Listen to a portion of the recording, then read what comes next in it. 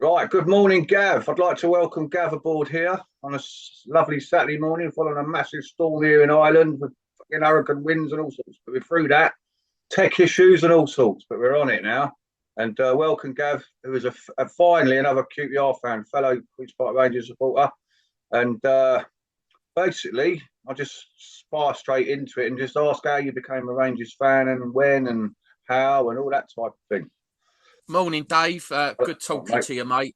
Cool. So, QPR supporter. So, I was born in Ealing, West London, and brought up in Hayes, Middlesex. My granddad was a Brentford supporter. Unfortunately, my dad was a Tottenham supporter. But I never ever went down that line. I can vaguely remember when I was young, when I was about 5 or 6, someone bought me for some reason a West Ham shirt, but I don't know what that was all about. Yeah, But starting going to school in the seniors, a lot of people from around my way were QPR supporters yeah. because from Hayes it was so easy to get to down to Shepherd's Bush. Mm, I mean, the first time I ever went to QPR, I jumped on a 207 down the Uxbridge Road on a Red Bus Rover yeah. and got there. So yeah, when I went to senior school, there was a few mates that had been to QPR. I started sort of getting into it. And then my first ever game I went to, what I can remember, was a bit of a naughty game actually. It was Luton at home, 1981, 1982 season. Yeah, yeah. And we was chatting about it in school. And some of the boys have been to QPR before, and they said, "Come on, let's go to QPR." So yeah, I went down, and it was Luton. Yeah, a bit of a naughty game that one, as it always is against Luton. Yep. And we stood in the paddock, Yeah. so that's where I used to go for the first 2, 3, 4 seasons. We was always in the paddock, and then just got the buzz from it from then from the first ever game. Obviously, it was very noisy being Luton, our arch rivals, from day one that I ever went to QPR, Mm, and then from there that was it. It was in my blood. mm. Some of my best mates are QPR, been QPR forever. Darren Mundy and Paul Oh, Mundy. yeah, yeah, yeah, Darren Mundy is like a brother to me. I've known him since I was about 5 or 6, yeah, and Paul was like a big brother to me. yeah, yeah. Um, so yeah, being with them, I always used to go around their house. Their dad Roy was from Ladbroke Grove, proper West London QPR staunch supporters, Yeah, and from there I just got the bug, mate. Just yeah. it was in my blood then, and ever since then, I've been QPR. So it's yeah, it's in my blood. It's on my cup. Go on then. Yeah, It's yeah, on yeah. little gifts that I get from my son. Lovely, yeah. Good stuff, mate. So Yeah. and thankfully he's QPR as well. Thankfully, I yeah. first I first took him when he was 5. Yeah. So he's had it in his blood since he was 5 years old. Brilliant, So mate. and all my mates are QPR. Obviously, going QPR, you get to know people, and they're like family now, Dave. 100%. So yeah, QPR is in Yeah, my blood, yeah. and Massive. always be QPR. Yeah, I tell you what, that's brilliant. Great stuff. And like you say, the Mondays, Paul, bit of a mate of mine at Rangers. I love him to death. And Hayes, as you say, Hayes is a massive. It's a bit 50-50, Hayes, isn't it? Chelsea and QPR, kind of thing. Yeah, I know there's a yeah, it couple, is. Yeah, unfortunately. That's where yeah. Merson come from there and all, from Hayes. Yeah, well, Paul Merson lived a couple of doors away from one of my mates, Dave Reed, in Greenford. He Yeah, lived on an estate there. that's right. Yeah, Yeah, so yeah, um, I don't really know Paul Merson, but I've met him a couple of times from my Dave mate, and then I bumped into him a couple of years ago down in Brighton. He was yeah. down there with his family, Paul Merson. So I stayed and had a chat with him for about 10 or 15 minutes. Yeah, decent bloke. And he's one of us, really, and he just Yeah, he made it big time into the football. So fair play to him. Anyway, we're going to stick with the QPR side of things. He's a Chelsea, yeah, so he can jog on like. yeah, yeah, yeah. Nah, but yeah, as you say, like the Luton game, yeah, what a baptism of fire that would be in Yeah, your it first was. It match. was. It's obviously Luton's always Oh yeah, a bit always a bit tasty, and it There's was a bit tasty that day. I mean, I think I was coming up to my 12th birthday when I went to that first game, so I was just 11. So to see that sort of thing at 11 years old, I was like, oh, what's this all about? But going on from that, as I got older, I sort of got involved in it as well. So as you do, as you did, should we say, not do, did? No, not anymore. I'm too old. I'm too old for all that. But I obviously know all the old boys, Mark Gregor, Barry Ebbard. Yes. You know, I got to know all those faces. I wonder how Mark is. He's been really I don't think he's not too well. I keep in touch with a couple of people, go and see him down the home, and obviously he had his little do, didn't he, last year or the year before? His little fundraiser, wasn't it, for him? Fundraiser, yeah. Unfortunately, I couldn't get down to it, but I was a bit gutted about that. But I'd actually seen Mark the year before, because I go in our block, safe standing, obviously the old Ellerslie Road. And I bumped into Mark. I hadn't seen him for about 5 years, and he looked really healthy then. But he did tell me that he'd had a stroke, a mini stroke, about 6 months before, and then the following year he had his big stroke, and he's not too good. But big love to Mark. Absolutely. He's like a big brother to me, because I've known him since I was about 14 or 15. So it's quite sad to see how he's got. Yeah, exactly that. Yeah, and prayers. I keep in touch with his daughter every now and then just to see how he is. I must ring her soon or message her to see how he's getting on, because he's a big part of my QPR history, old Mark, as well. Some great times. We won't reel them off right now, because it'll take hours and hours and hours. But anyway, God bless him, and I hope we'll see how it goes. And so you must have got involved in the casual scene a little bit as well, with the clothing and all that. Yeah, well, I mean, my big thing is Fred Perry. Yeah. So Fred Perry, everything. My wardrobe, my drawers are full of Fred Perry, and every time I get a couple more tracksuit tops or shirts or whatever, the missus says, "And you got enough Fred Perry?" But I've always liked a bit of Fred Perry. Yeah. But back when I suppose started getting involved with the casual scene at QPR, it wasn't really as much Fred Perry, but it was more Taccini. The costs I sort of like. My old man used to get hold of Pierre Cardin stuff, and he used to sell that. Not always. That's a label. That's a label not many people mention. I remember. No. He used to get hold of Pierre Cardin stuff, so a lot of people around my way used to wear Pierre Cardin.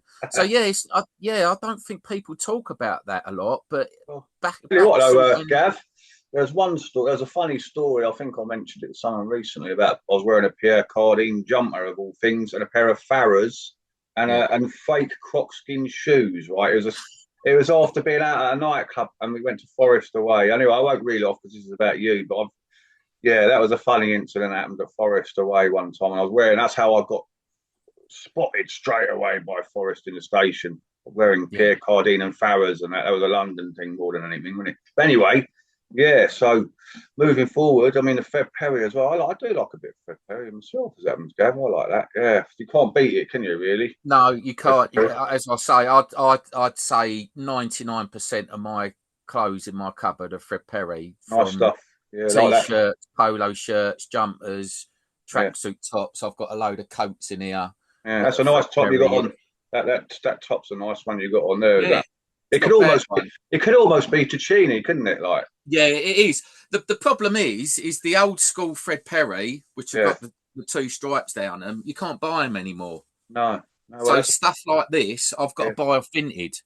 It's rare now, so it's a collection. Yeah, because the ones that you get now have got the laurel leaf down them, and I'm not so keen on them. So a lot the stuff like this. If I see something that I like, I'll get them off vintage. Too right, nice one. Yeah, it's like a hobby, isn't it? Type of thing. You know what I mean? It is for me. Spending money on clothes and vinyl is my thing. At least it's not on the booze, mate, and other stuff. So that's good. No. I try to rein it in a little bit now. The problem is the hangovers the next day, Dave. I can't handle them. If I have a skinful, if I go to football or something like that, the Sunday I'm out of the game, and the missus gets a bit the up with that because I can't do anything. I'm moping about round till 3 o'clock in the afternoon. Yeah, man So down. try and lay off the booze. Man down, man down. And all that. Now, because these, as you know, I've said to everybody, these are condensed sort of like to 35 minutes, sort of to 35-minute slots, really. So there's only so much you can really cram into that. But so kind of moving forward, we'll go back to QPR again afterwards in a little bit. But I know you're into your music as well, like, and I've seen you on your. I've gone on your mix. Is it Mixcloud? Is it? Yeah. I've got a Mixcloud account. Yeah, I'll try and get your link off that to stick on the description on here, because I do like your music. Is exactly what I was into back in the 90s, mate. Proper stuff, like proper rate. What do you call it? Great beats. Well, I mean, the stuff that I play now is house, but it's obviously club classics now, because a lot of stuff that I play are from like the 80s and 90s into the early 2000s. Yeah. So and I got into music through my dad. My dad he's a massive Beatles fan, but he was into Motown as I was growing up. Yeah. So I was brought up on a lot of Motown music. It's a very soulful sort of music, and how I sort of drifted into DJing was that I used to use his tape deck and record player in order not to mix in music, but to blend it in. Yeah. So that's how I used to do that. And I was doing that at the age of probably 11, 12 when I started going to QPR. Cool. And from that, probably when I was about 16, 17, I got my first set of turntables, and I'd done a few weddings and birthday parties and stuff like that. And then I got into... I got myself a couple of 1210s. The vinyl collection was getting very big. Yeah. And then one of my old mates, Chris Bigsy, we got into mixing. So we started mixing. And then our very first event that we done that we used to do was at the Villa in Uxbridge. Right, yes. And we used to do Friday nights. Yeah. And we took over I'm very much friendly with all the Boys Own lot and all the old Flying Records lot who used to be in Kensington Market. Charlie Chester, who used to run it. Rocky and Diesel. Terry Farley from Boys Own. I'm actually going to see Terry at a do tonight up in London. Right. So, I used to buy the records, and then Rocky and Diesel were doing the Villa on a Friday, and they stopped doing it because they got a little bit bigger and they was playing out, and we took it over. So we took that over on a Friday. And then I used to go out to do's and events, and I ended up getting in with a guy called Tony who ran Menace up in Paddington underneath the Parade Street Hotel. Right. And then I started playing for him. Right.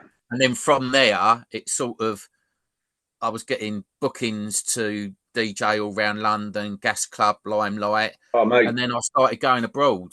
So I went out to Iron Napa, played out there, Gran Canaria, Faliraki and Lindos in Rhodes. Yeah. Oh sort of in early 90s, mid 90s, I was going about abroad DJing. Right, sounds great. It was big. I was an electrician at the time, so I could pick and choose the do's that I wanted to do and not work that day. And back then, I used to earn a lot of money out of DJing. Yeah. Back then, I used to get about, 200-300 quid for an hour or an hour and a half set. Sweet. And I was on pirate radio station, Vision FM. I was on that. Yeah. So music is a massive part of my life. I took a little break when I had the family, and I've sort of come back to it again. Yeah. So I've done a few more radio shows. I'm on Mixer Radio at the moment. Yeah. But I've taken myself back to vinyl only. Right. So I've got into the digital side of it, but just picking out the records and feeling them and playing them. Oh, yeah. So now every Sunday, I do vinyl only shows, and I do shows on TikTok lives, which is all vinyl only. Nice. And it gets a really good response because people sort of our age, it takes them back to reminisce of when they used to go out, used to go to clubs where there was no cameras or phones or anything, and people used to enjoy themselves. Yeah, nice one. Oh, yeah, music is a massive part. I've got one of the decks here. Yeah. This is my little music room. So you I've got all don't my do decks set up. sorry to cut you off. Do you do USB sticks, do you, mate? I do USB sticks, and through Mixer, I went out to Amsterdam last year, played out in Amsterdam, and this year I was out in Germany playing out there. So I do digital, and I've got my digital controller set up. Right. But I was getting a bit bored of it. Yeah. And I've got all these vinyls sitting here, so I set the 1210s back up. Yeah. And I've gone back into doing vinyl only shows. Yeah. Which people seem to love, and like all the boys off the radio station are loving it because I'm the only one who does all vinyl sets. Right. So I'm not very good with the tech side of all that DJing and stuff. Can you not get a set that you do with your vinyls like onto a USB stick recorded or anything like that? Is there a way? The way I do it is that I record it through my laptop. I've got a streaming service called OBS, and through that, when I stream to do my radio shows, I can also record it. Right. So that records it digitally. Yeah. And then all my recordings are on my Mixcloud account. Right. So if you go through my Mixcloud, it's got all my radio shows on there, which I've done digitally, but it's also got vinyl only mixes and vinyl only shows. Right, nice. Yeah. Can you save them? Can you download them? You can download them off of there, but I've got them saved to my laptop as well. Right. So as a file, so I can always send them out to people if they ever wanted them off there. I mean, it's free to join Mixcloud. It don't cost you a penny. No. And all my stuff that's downloaded, I don't charge any subscription to them, so anyone can listen to them. Because you get some people on there, they charge $2.99 for you to listen to so you can listen to their stuff. I don't charge a penny. So you can go on there, you can download them. Yeah. I think you've got to have a paid account to do that. Yeah. But if anyone wants them downloaded so they can play them off of Mixcloud, all they've got to do is contact me, and I can send a file over, and they can have it digitally, and they can listen to it whenever they want. It's worth bearing in mind. I might even be on to you for that because being over here, as you know, I'm living over in Donegal and that. And I just recently got a USB stick off a bloke called Lawrence Anthony. I know Lawrence. He's proper, isn't he? He's good. He's proper old. Yeah, he's proper old school. He was putting a load of his old flyers on over the last couple of days on his Facebook. But he was obviously back in the day was a vinyl DJ. Yeah, man. He again went into digital. But he's gone back. I don't know if you see any of his stuff on Instagram and TikTok that he does. Yeah, vinyl. He's got his digital deck set up, and then he's got his vinyl turntable set up next to it. So he does a lot of vinyl as well. He does. Yeah, I know Lawrence very well from back in the day. Yeah, because I've got a Facebook page as well. I don't go on my personal page anymore. I think I just stay away from that personal Facebook stuff. But I've got a football page on there as well. But that's how I see him on there. He's called, what's he called? I think he's called Old School House or something. Anyway, and I sent off. I asked him, he's selling them, fair play, and he's getting quite a good bit of dope and all actually. 41 hours of on one stick. Oh, right? Really? And I've just recently got another Belingo, which has got a what's the name USB port in it. So I'm listening to that now. You know what I mean? Yeah. I do love listening to all that old stuff. You know what I'm saying? Yeah, I mean, if anyone does want a stuff on a USB, all I'd charge for is a USB. I wouldn't charge for actually doing it. People will be willing to pay a bit over. No, listen, it don't cost me a penny. Why charge people? Fair enough. To listen to your music. If they've got the love of the music that I love, then I'd like them to listen to it. That's nice. And just pay for the USB stick. And that's all I would charge, and then. Cool. And then I'd send it in the post. I'll be on to you, man, with that. And I'll send you the postage fees as well, because it's quite a lot of Ireland these days. But anyway, that's another thing. That's in the future. Let's stick to what we're talking about here now. So you're off to, I tell you mentioned a lot of places there. The Gas Club. Do you know Ricky D then? You must know Ricky D as well. Yeah. He played in the Gas for a little while as well, I think. For Soho Theatre. I played in there. Astoria. I've played in there in the room downstairs there. Yeah, mean, back in the day, mate. very, very busy. Problem is he's trying to get back in it again. I lost all my contacts and trying to get. Everyone's a DJ now because it's on digital. Yeah. Everyone is a DJ, and some of them are not very good. No, but that's neither here nor there. But yeah, trying to get back into playing out again and earning money for it is very, very hard. I get a lot of people contacting me and say, "Oh, can you come and play at this do?" So you say, "Yeah." "Oh, can you come and do an hour for nothing? And if we like you, then we'll." No. If you want my services to come out, it's costing me to get there. You know, some of the stuff's up north, so I've got to get up north. I've got to pay for an hotel. If you want me to play, then you pay me. I don't go out and do something for nothing. It's, you know, that's a job. A lot of DJs will do that. Yeah, they'll go there, do it for nothing. They'll never ever get called up again to do it. And these promoters are earning a lot of money out of these dues. Yeah, they will do. I think it's wrong. That is wrong, Oh, yeah. That's your services. You're charging for service. Yeah, and you don't get the quality of DJ. You know, no. I won't say they're bad DJs, but they're not experienced enough. Yeah, you know, to play the music, the type of music that you want to play. I went out to a do in Kingston the other week with a couple of boys from Hayes, and we went there, and he just played for about an hour gangster rap. Oh, no. It's real music. Yeah. You know, it wasn't the place in order to play that. I think he was playing for himself. Eventually, he changed back to club classics, and everyone was up dancing. But you've got to know your crowd. You've got to know the place where you're playing at. Yeah. And unfortunately, a lot of DJs are not that experienced to do that. No. So getting out and playing again and getting paid for it is very, very hard.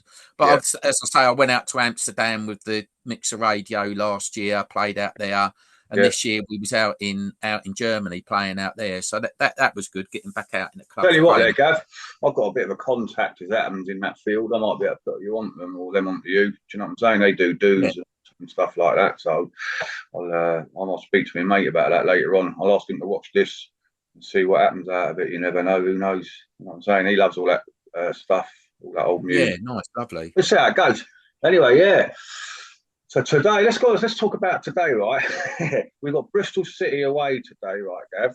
And just for the crack, just for the lot, what's your prediction on that today? Well, after going to Oxford during the week, which I think was a very, very hard game because they played. I've never seen a team play 6 at the back.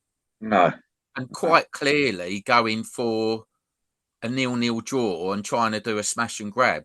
I think the starting 11, he made 5 changes, didn't he, during the week? I think that was a bit too much. Yeah. Why he didn't have Burrell on from the start instead of Frey? I don't really get it. No. I think Frey had one shot on target.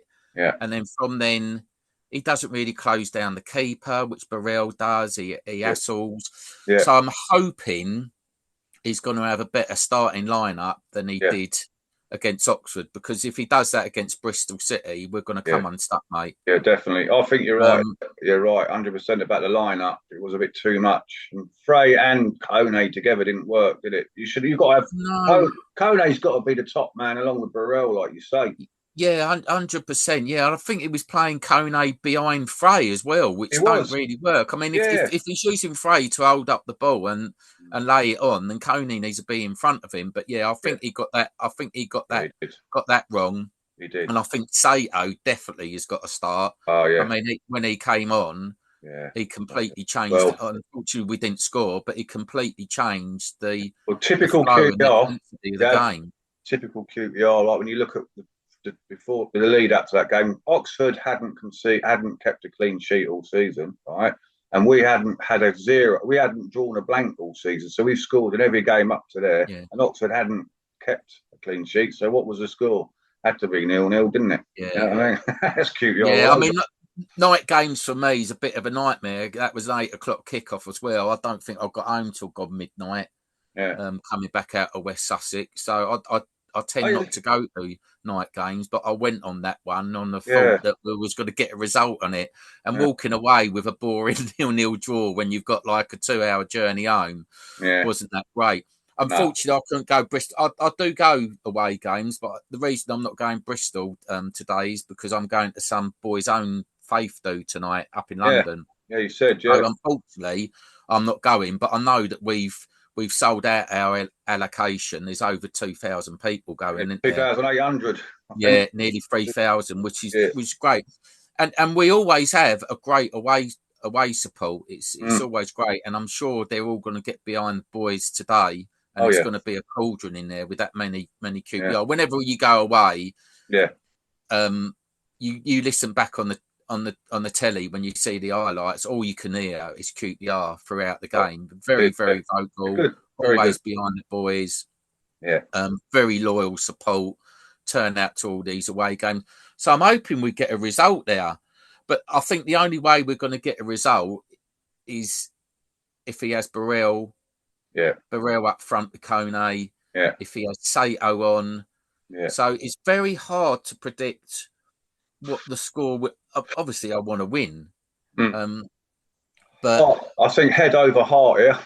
yeah. But I just think Bristol City are going good guns at the moment. Yeah. If he plays the right starting 11, I think we could get a result up there. Yeah. When we've got our full first team 11 out, I think we can turn anyone over. Yeah, I think so. So I think if he starts what he started against Oxford, I think we'll come unstuck. Oh, definitely. He won't start. And the problem is, if you're 2 or 3-0 down at half time, it's very hard to come back from that. But I'll give him one thing though, the new manager. I do like him. The last game at Sheffield Wednesday away, it definitely looked like he needed changing up straight away at half time. And he did. He brought the 3 subs on straight away at half time. So I'll give him that. He will make changes if he needs to, and I think he'll revert back to that lineup where we won 3 on the spin, and maybe go back to that again today, I reckon. So, like you say, you can't predict QPR in any single game at all. You cannot. I think the Championship as well is very unpredictable because any team in there can turn over another team. So a team at the bottom can turn a team over at the top. It's so unpredictable. I think it is the best league in the world. Yeah. I think it's better. I think it's better than the Premiership because you've got that top tier of teams that are always going to be there or thereabouts. Yeah. The teams that go up more oftenly come back down again because they're just not good enough. Yeah. And I think it's exciting because any team can turn over another team. And you put 4 games together, 5 games together that we've done unbeaten, and we're sitting outside. I know it's early days. We're sitting outside the playoffs. That's right. I do believe that we'll be at least in the playoff position come end of the season. So. Hopefully, yeah. I'm going for top 10. I think we do. Whether I want us to go up, I'm a bit unsure because the team is definitely not Premiership standard. They're good for the Championship, but I don't think we've got enough nucleus of Premiership players in there. So going up, one thing you hate is you go up to the Premiership and you get spanked every week. It's not very nice for the fans at all. No. It's misery, mate. and we all know what happened when we went up last time. We invested hundreds of millions of pounds buying in all these mercenaries. And it just didn't work out for us, did it? No, not at all. Then we obviously got stung with the financial fair play as well. Yeah, I think it's very hard for teams like us to go up into the Premiership and hold your own in there. Definitely. Luton done it, and what have they done? They free fall back down to League One. It's a shame. It's a shame, really. I would like to have a bit of us in the playoffs and have a bit of the end of the season, excitement end of the season, rather than finishing like mid-table the whole game and you've got nothing to play towards the end of the season. Even if we're sitting just outside the playoffs, we've got something to play for in order to get in there. Yeah, but I really do believe with the team that we got and the players that we brought in, it's been a fantastic summer for transfers. Very good. They brought in some players that you'd never ever believed would have come to QPR because they had some They had some other teams that were after them, but they chose to come to QPR. I think because of our setup, because of how they're thinking, you know, our future's going to be, and also these players can develop and move on to, you know, Premiership sides in the future. But I do believe this season will be in the playoffs or thereabouts. Yeah.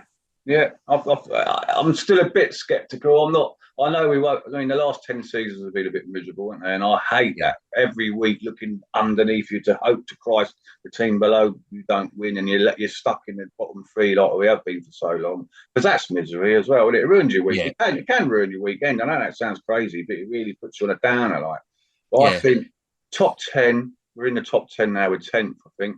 And we would have been 5th if we'd have won on Wednesday, wouldn't it? We'd have gone up to 5th place. So we missed a trick there, but don't matter. It's only early days. But I think we're definitely finishing the top 10 anyway. That's what I'm going to go for, mate. Yeah. Well, you think 5 games ago we were third from bottom. Yeah. And you get all the moaners and the whingers on these Facebook groups, which I quite often see, and slagging off the manager and slagging off this player and that player. You've got to get behind your team. Oh, yeah. You know, and 5 games forward, we're up sitting a couple of points underneath the playoffs. Yeah. What are these people saying now? They don't say a lot, do they? They keep themselves quiet. So that does frustrate me. And years ago, I used to comment on them and have a bit of a dig at them, but it used to get me so angry. And not worth it. I used to give the missus the ump because I used to be kicking stuff around and whatnot. So I don't bother anymore. I try and sort of just read them and let it go over my head and let them deal with their comments like that. But you've got to get behind the team, and I think this year is going to be a good season for us. Definitely. I think the players that we got, it's going to be a great season, I think, for us. Yeah, I like this new striker we've got as well. Finally, we've got someone who looks like he can score as well. A lot of people say he's very much like Soles, which I get. His stature is, and I went to one game. I can't remember was it Preston, and I've seen a couple of games on the highlights, and he wears his shorts the same as Les. You know, where he's got one of his shorts is higher up his leg. He's very much like Les Ferdinand. Maybe he's modelling himself on him. You never know. You don't know. I think he's going to be a great striker, and he's obviously proved it. He's come from non-league, you know, coming to this country, and he's come from non-league in. Well, he couldn't get a permit. He couldn't get a work permit to start with. Yeah, he came over in Homeless World Cup or something like that. It was a Homeless World Cup, which they have over here every so often, and he got spotted then, and he stayed, and he couldn't play. He couldn't get a work permit, so he had to play for like an amateur team, and then he's moved on up. And look at him now, fair play to the kid. Do you know what I mean? I think brilliant. And he's come to the right club. You obviously think when he comes from a lower league that, well, okay, he's bunged in 21, 22 goals. Is he going to do it in a championship? And you can see that he is. He will. Because you've got the likes of Charlie Kelman, who was prolific last season. And he's been bought by another championship side because he didn't want to sign a contract for us. He'd had enough, and he's not scored 1 goal. I think he's only had 1 assist in the 7 games that he's played. So we did the right thing, really. Yeah, I think we massively. We did massive. First of all, I thought when I see we sold him, I thought, no, why would you go and do that? But then now with this new fellow, what a coup! What a coup we done there! It's brilliant. Yeah, great big business. And I'm aware now as well. Sorry, Gavva, but we're kind of running down a bit with the time. As I said, it goes. Click your fingers and it's gone, mate. You know what I'm saying? Because I'm not going to upgrade and get unlimited minutes just yet. Because I'm not in. No, this ain't a thing that I'm doing for a living or anything. I'm doing this for the crack, mate. And it's nice talking to people like yourself. You know what I'm saying? I love that. That's why it's Saturday morning. Not much. Well, usually there's something going on football-wise with the kids and that over here, but. Just getting geared up now. I mean, I'll be watching the game later, probably do a bit of shopping, come back. But as you say, no prediction as such set in stone from the pair of us. We can't say. No. I'm going to go with a draw. Okay, mate. I think we'll get a point out of it. It's going to be very hard going up there. Yeah. We've got Nacky Wells as well. Hopefully he don't score against us. Oh, But I'm going to go with a score draw. Hopefully not a 0-0 draw like the boring game at Oxford. But I'm gonna go that we'll come away with a point. Do you know what? I had that in mind as well. I was going to go 1-1. To be fair, 1-1. We might nick a 2-1. Who knows? Yeah. But I don't like jinxing it. I don't like saying, "Oh yeah, we're going to go and win 2-1." And you know what? It always happens. You jinx yourself. So I think a 1-1, mate. Let's go for that. yeah. We'll go 1-1 then, Dave. Happy days. We're in agreement on that one then, mate. Yeah. So it's been a pleasure having you, talking to you on a Saturday morning. Really great. Good to see you. And good luck with the evening. Have a great evening tonight. I will do. We're going up there because one of our best mates who used to go to the do's, Jason Keenan, died last month. So we're going up there to have a bit of a shindig for him because he would have been there. Yeah. So we miss him dreadfully. Was he? So, he was big into the. What was he into? He was on one of them pirate stations back in the 90s, wasn't he? Yeah. He was Jason was a DJ. Back I remember in the day. But he always used to go to the boys' own do's and the faith do's and all that. So we're all going to be there tonight, thinking about him. And missing him dreadfully. But it should be a good night. I'm going to bump into my old mate Terry Farley. Nice. So he's one of my DJ idols as well. So even though he's a mate of mine, it's got to be a good night. And hopefully I could get my last train home and don't miss it tonight, mate. Don't do that. As I'll be sleeping in Blackfriars tonight. Oh, no, don't do that, mate. You'll get yourself back all right. And the missus won't be happy, will she? So, anyway, I'm going to have to draw a line under it now, mate. And lovely. Cheers, Dave. Who knows? We might do it again sometime. But great. Have a great Saturday. What I'll do now is I'm going to click the end button and I'm going to just give you a quick ring on the old blower. Yeah. Say thanks and all that. And, lovely. All the best. And come on, you all the best, Dave. Yeah. Come on, you R's. Let's have it. Cheers, Dave. See you, mate. Ta-ra, mate. All the best.